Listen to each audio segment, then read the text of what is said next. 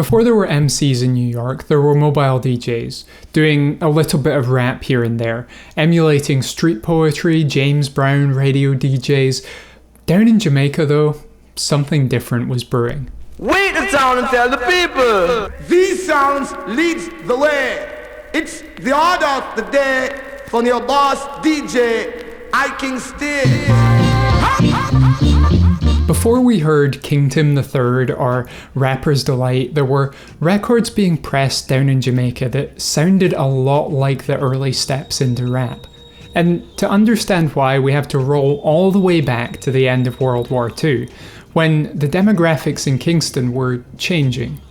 As many inhabitants migrated to Britain and remaining musicians took up residency in Ocho Rios or Montego Bay playing to tourists, the dance halls of Kingston were left empty of musicians.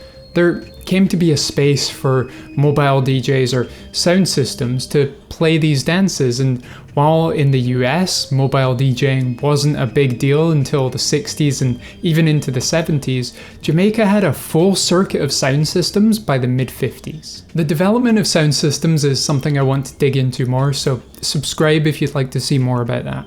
Anyway, these sound systems had DJs very much akin to Southern African American radio DJs of the era, providing little intros to tunes, talking with the crowd, a kind of halfway house between a radio DJ and the leader of a band talking through their next tune.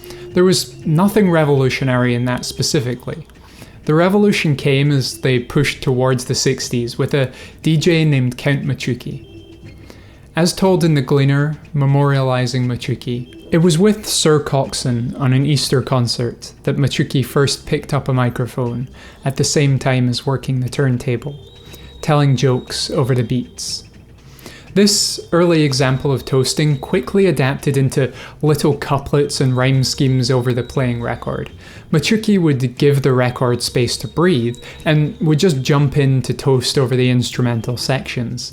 It became evident to him that this was more than just regular party entertainment when people started buying the records they heard him toasting over and being disappointed or confused that they didn't hear Matchuki's piece on the record. The scale and makeup of the Jamaican record industry is entirely responsible for how readily these early DJs appeared on wax.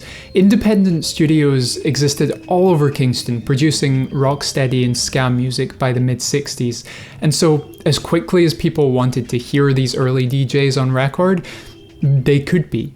I want to quickly contrast that with the United States, where radio DJs were doing similar things live on air throughout the 60s.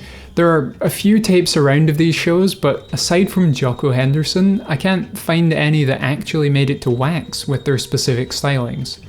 The point being that Kingston's tight-knit nature meant demand forced supply into giving us a whole raft of DJs on record long before the US managed the same. Following closely behind Matchuki were two other pioneers of the dancehall, King Stitt and the legendary Daddy URoy. Stitt took over from Matchuki on Cox and Dodd's system and continued very much the same stylings we heard from Matchuki. URoy, on the other hand, was the first star DJ to make his name outside Jamaica. Come on down, let her know that you love her so, and maybe that you never let her go.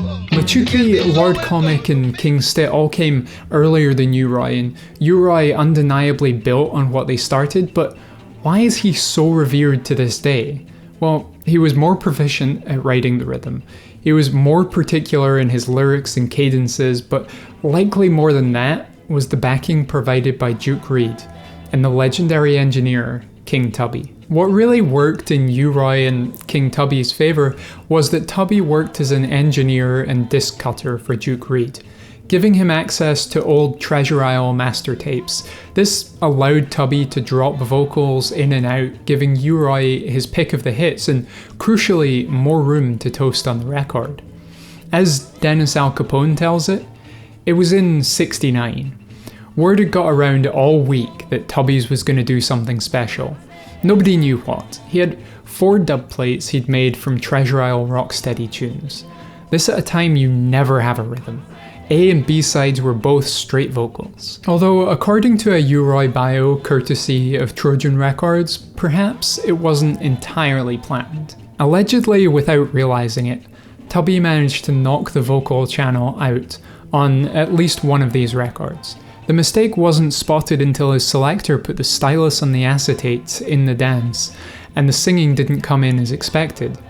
Rather than being appalled, the crowd was enthralled, as was the sound system's DJ. Very much in the way that the Sugar Hill Gang would light the touch paper that led to an explosion of hip-hop records at the end of '79, URoy did the same for Jamaica's DJs. As Al Capone noted, records didn't come with a version or instrumental B-side, but after URoy's first foray into that realm, the likes of Matchuki and Stitt both released records in '69 with instrumental B-sides to accompany their toasting. But of those early DJs, it was URoy who went on to voice a run of records out of the Treasure Isle archive that became smash hits in Jamaica and overseas. One truly remarkable aspect of his success was a lack of radio play.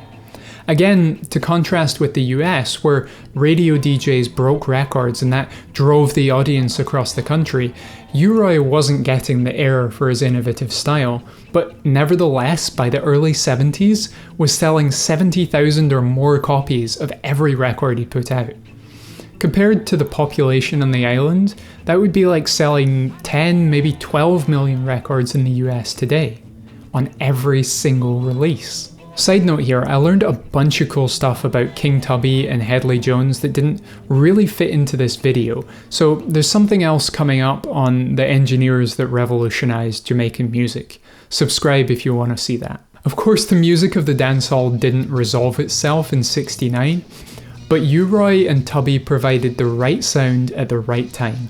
A sound emulated by the likes of Al Capone and Big Youth, and expanded on through the 70s by artists like URoy and Dillinger.